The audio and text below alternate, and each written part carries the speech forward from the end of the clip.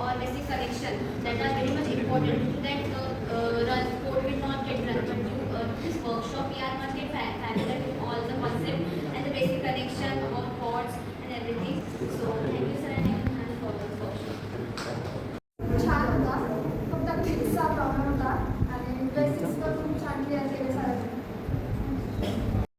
First of all मी एकदम notice केलं की युजली की पुरे वर्कशॉपमध्ये ऑब्झर्व करत होतो सगळ्यांना की सर्वांना एक क्युरिओसिटी होती की आपण म्हणजे जे सेशनमध्ये सरांनी सांगितलं ते सगळे लोक एकदम क्युरियसली करत होते सगळे काहीतरी नवं शिकायला भेटतं आपल्याला. भरपूर सारे एक्झाम्पल्स झाले, रिलेज झाले, मॉड्यूल्स झाले, सेन्सर्स झाले, ते सगळ्यांनी एकदम मनापासून गेले आणि कोड्स वगैरे मी पण स्वतःहून ChatGPT वापरले होते, कॉपी पेस्ट पण केले होते.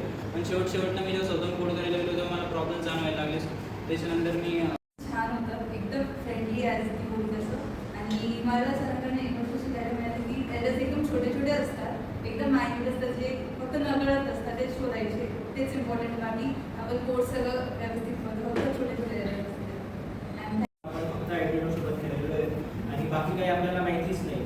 सो या वर्कशॉपनी बेसिक्स खूप जास्त क्लिअर केले. पिन डेफिनेशन्स कसे करतात, एक सिंगल कोड कसा वापरतात किंवा सिंगल पिन कशी वापरतात हे सगळं खूप क्लिअर केलं.